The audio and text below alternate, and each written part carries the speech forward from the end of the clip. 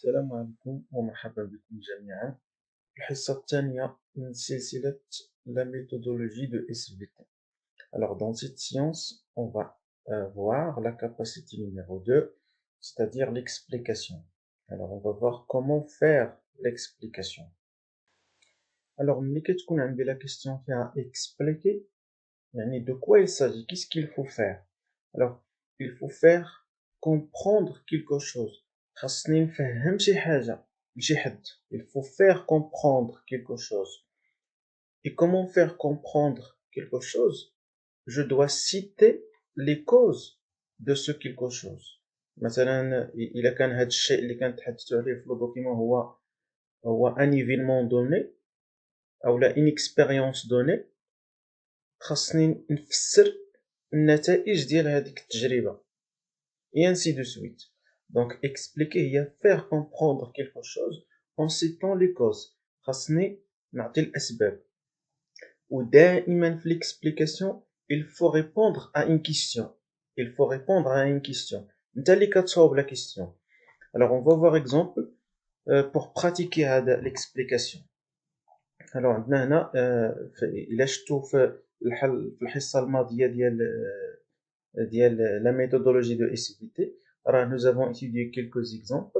Il est très nécessaire de revoir les exemples que nous avons étudiés pour comprendre l'exemple qu'on est en train d'utiliser dans ce diapo. Alors, فايت شفنا في الحصة الماضية l'analyse des données de texte. كنا لقينا هاد المعطيات هادو، كنا صوبنا هاد l'analyse. Les érythroblastes, ils possèdent un noyau est capable de fabriquer l'hémoglobine. Donc nous avons dit que l'hémoglobine c'est une protéine. Les réticulocytes, ce sont des cellules intermédiaires et qui n'ont pas de noyau.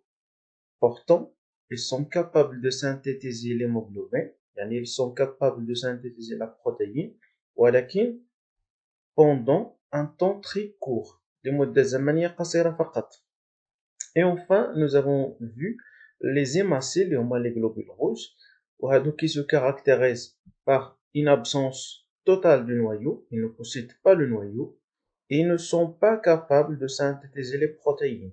Ils ne sont pas capables de synthétiser l'hémoglobine. La question est expliquer la fabrication ou la non-fabrication de l'hémoglobine dans les cellules sanguines. Donc les cellules sanguines هما هاد الثلاثة اللي بالخضر. السؤال ديالي هو فسر تركيب أو عدم تركيب l'hémoglobine dans ces cellules. هنا باش نجاوب على السؤال، باش نجاوب على l'explication, il faut poser la question suivante. ها هي حطيتها لكم هنا. Donc la question خاصني نجاوب على pourquoi، لماذا.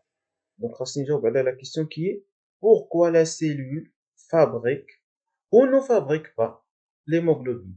يعني خاصني مثلا ناخذ les érythroblastes نقول pourquoi les érythroblastes synthétisent de la protéine. نشوف عاوتاني les réticulocytes نقول pourquoi ils synthétisent l'hémoglobine. نمشي les hémacées نقول pourquoi ils ne synthétisent pas l'hémoglobine. Alors هنا باش نجاوب على السؤال خاصني نستخدم mes propres connaissances. خاصني نستخدم داكشي اللي قرينا في الدرس. اشنو قرينا باللي pour synthétiser de la protéine خاصنا de l'information génétique. لأن la protéine c'est l'expression d'une information génétique. Où se trouve l'information génétique? Dans l'ADN. Où se trouve l'ADN? Dans le noyau. Alors l'ADN, est-ce qu'il synthétise d'une manière directe les protéines? لا. في الدرس قلنا أنه كاينة une intermédiaire اللي هي l'ARN messager.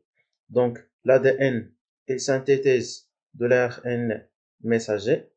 L'ARN messager elle quitte le noyau, il va vers le cytoplasme et au niveau du cytoplasme il sera traduit en protéines. كنستخدم هاد la connaissance ديالي باش نجاوب على la question. Alors on commence. Dans les érythroblastes, ils possèdent le noyau, ils possèdent l'ADN. Alors l'ADN il sera transcrit en ARN messager au niveau du noyau bien entendu. Ou l'ARN messager il va quitter le cytoplasme, il va quitter le noyau, donc il va vers le cytoplasme.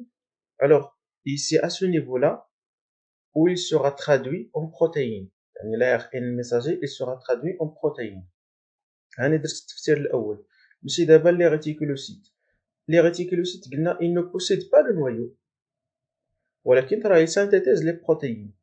غير هو pendant un temps très court. يعني خاصني نفسر كامل هادشي، خاصني نقول pourquoi il synthétise de l'ARN messager alors qu'il ne possède pas le noyau qui contient l'ADN, et pourquoi il synthétise l'hémoglobine pendant un temps très court. حناش كنعرفوا على les réticulocytes. Ce sont des cellules intermédiaires entre les érythroblastes et les hématies. يعني les rétroblastes qui est la cellule mère des hématies, avant qu'ils deviennent des hématies, ils deviennent des réticulocytes. Donc le passage les érythroblastes, les réticulocytes, il se fait d'une manière de sorte que l'érythroblaste va perdre son noyau, ولكن il va laisser dans la cellule une certaine quantité de l'ARN messager. Donc il faut d'abord le dire. Alors les réticulocytes, il utilise de l'ARN messager.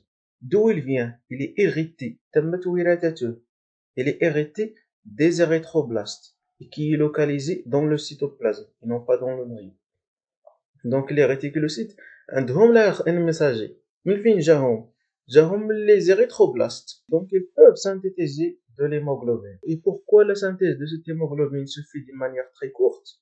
Alors parce que donc la synthèse de l'hémoglobine est courte dans le temps, car parce que les ARN messagers ont une durée de vie courte. لأن المدة ديال العيش ديال les ARN messagers dans le cytoplasme est courte. ما كيبقاوش المدة طويلة بزاف. Alors d'abord, il nous reste de répondre à pourquoi les hémacées ne synthétisent pas de l'hémoglobine. Alors c'est simple. Les hémacées ne possèdent pas le noyau, donc ils ne possèdent pas l'ADN. Et s'ils ne possèdent pas l'ADN, il ne peut pas être transcrit en ARN messager, donc ils ne possèdent pas l'ARN messager. Conséquence, ils ne peuvent pas produire les protéines. Donc les hémacées n'ont plus d'ARN messager dans leur cytoplasme.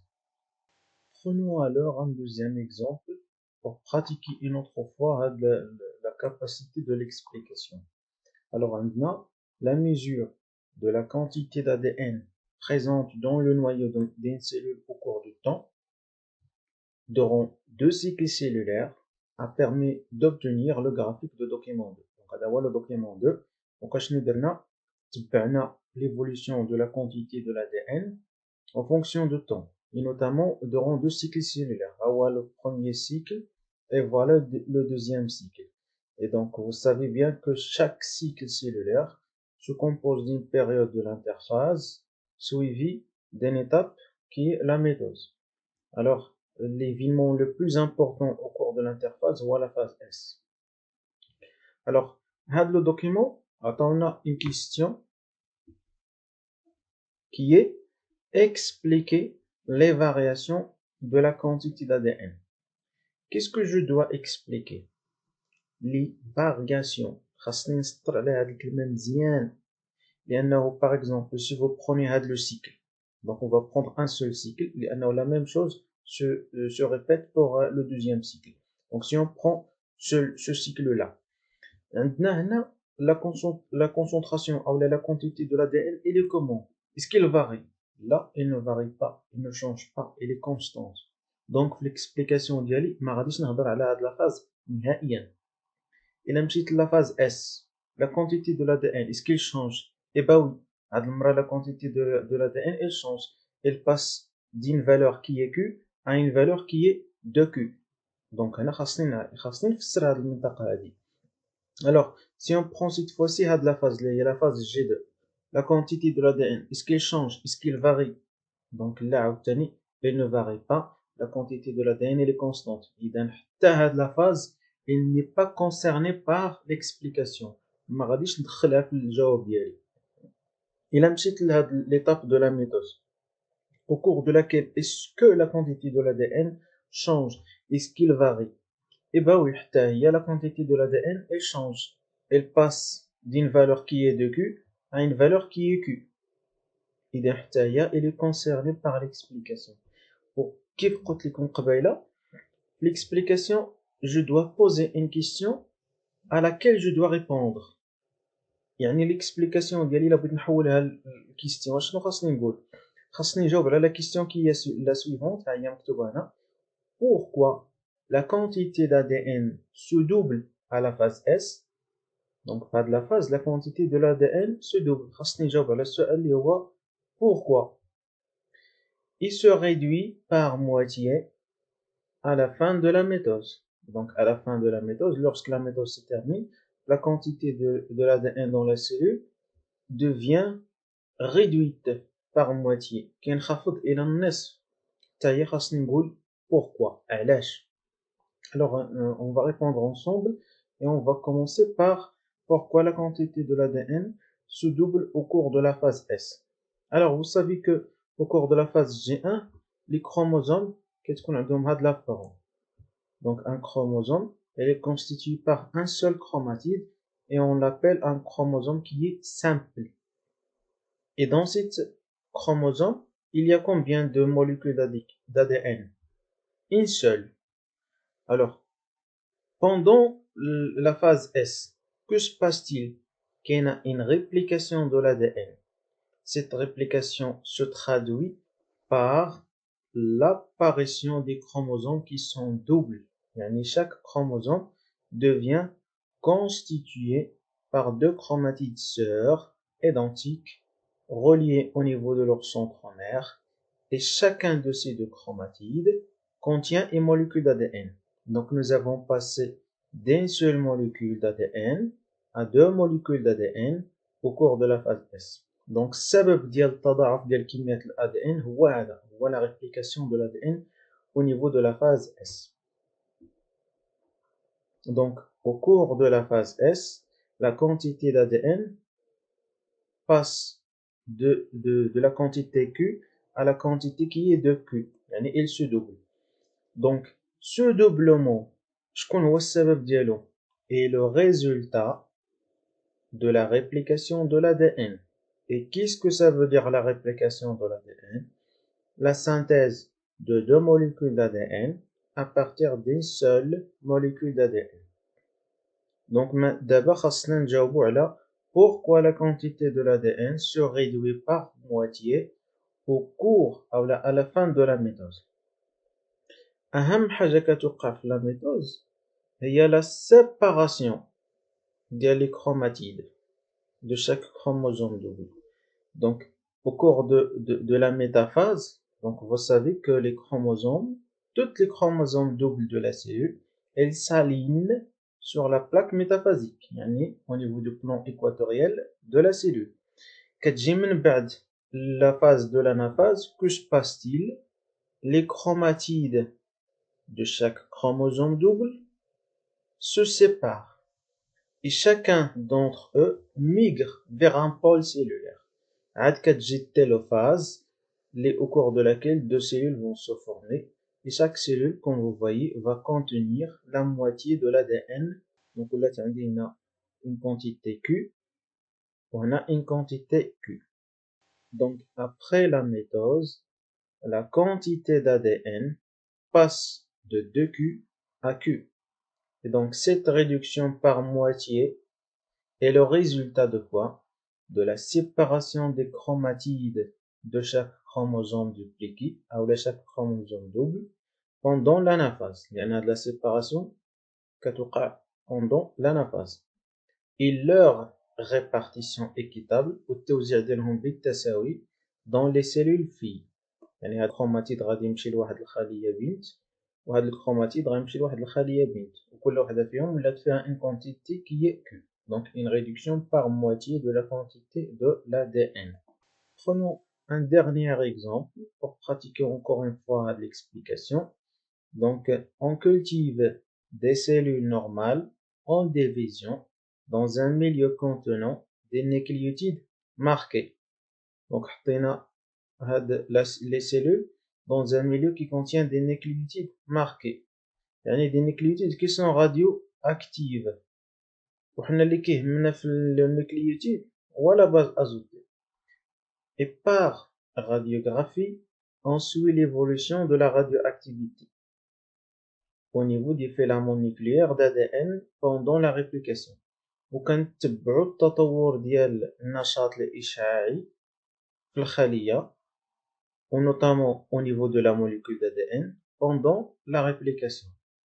Le document 4, celui-là, montre deux schémas des yeux de réplication observés pendant T1 les voies 5 heures et T2 les voies 6 heures. المهم هادشي كيوقع pendant la réplication de l'ADN. Alors il a لاحظتو donc l'œil de réplication T égale à 5 heures ou T égale à 6 heures, il augmente. La taille de l'œil de réplication augmente. La question, expliquer l'accroissement de l'œil de réplication entre T1 et T2. يعني فسر ارتفاع أو لا تزايد حجم هذاك l'œil de réplication entre le moment T1 et T2. Donc, comme je vous ai déjà dit, il faut toujours poser une question. Cette fois-ci, pourquoi la taille de l'œil de réplication augmente؟ خاص الجواب ديالي نجاوب على هذا السؤال. علاش الحجم ديال l'œil de réplication كيتزاد entre le moment T1 et le moment T2. Alors هنا خاصني نتعامل مع السؤال بطريقة اللي هي منطقية. ملي كنقولوا أن la taille de l'œil de réplication augmente entre T1 et T2, qu'est-ce qu'il augmente en réalité؟ شنو اللي كيتزاد في الحقيقة؟ donc في الحقيقة اللي كيتزاد هو la taille أو la longueur de la zone radioactive. la zone radioactive كان الطول ديالها قد هكا T1 وفي T2 ولا كبر donc تزاد. Donc lorsqu'on parle d'une augmentation de la taille de l'œil de réplication, في التمرين عندي هاد l'augmentation de la taille de l'œil de réplication راه il correspond à une augmentation de la zone radioactive. وهاد l'augmentation de la zone radioactive, de quoi il s'agit؟ راه هما دايرينها ليا في لا ليجوند. il s'agit d'un brin d'ADN radioactif. donc هذيك la radioactivité اللي كتزاد راه il s'agit d'un brin d'ADN radioactif. يعني c'est un brin d'ADN qui est en train d'être formé. Est-ce qu'il se forme dans un seul sens? Là, et à la radioactivité, elle augmente dans ce sens-là. Donc, il y a un accroissement de l'œil de réplication dans les deux sens. Le sens ou le sens. Pour atteindre la légende, les petits cercles, ce sont les ADN polymérases. Et on sait que l'enzyme ADN polymérase intervient pendant la synthèse de l'ADN. يعني la synthèse des nouveaux brins d'ADN. Donc في l'explication ديالي خاصنا نقول علاش كيتزاد الطول ديال l'ADN radioactif. Donc tout simplement خاصني نهضر على le mécanisme de la réplication. Donc اشنو غادي نقول هنا انه entre T1 et T2 la taille de l'œil de réplication augmente. Cela correspond à quoi? À une augmentation de la longueur de la zone radioactive dans les deux directions. Donc, المنطقة اللي فيها الإشعاع هي اللي كتزاد dans les deux directions. Alors, هاد la zone radioactive, il correspond à quoi? هنا دابا فاش غندخل في الجواب ديالي. Donc, cette augmentation يعني de la zone radioactive est le résultat de la formation des brins d'ADN radioactifs. ها هما un brin radioactif, voilà un deuxième brin radioactif. وهاد لي brins اش كيوقع؟ تزاد الطول ديالهم. داكشي علاش تزاد الحجم ديال l'œil de réplication. Donc cette augmentation est le résultat de la formation des brins d'ADN complémentaires par addition de nucléotides qui sont radioactifs. Donc les nucléotides هما اللي كانوا عندنا في le milieu radioactif. Donc par addition de nucléotides libres et radioactifs sous l'action de l'enzyme qui est l'ADN polymérase. Et donc, شنو هو السبب في l'accroissement de l'œil de réplication هو la formation d'ADN dans les deux directions. Donc, cette formation de l'ADN dans les deux directions est à l'origine de l'accroissement de l'œil de réplication. Donc, كخلاصة دائما ملي يكون عندك واحد لا question فيها expliquer, tu dois poser une question à laquelle tu dois répondre. وهاد la question, elles doivent toujours commencer par pourquoi. لماذا خاصك تجاوب على لماذا. كيبقى لك انت الدور ديال تقوم بصياغة السؤال المناسب. إذا بهذا نكونوا وصلنا لنهاية هذه الحصة. حتى الحصة المقبلة إن شاء الله باش نعرفوا le troisième ou la troisième capacité qu'on doit apprendre.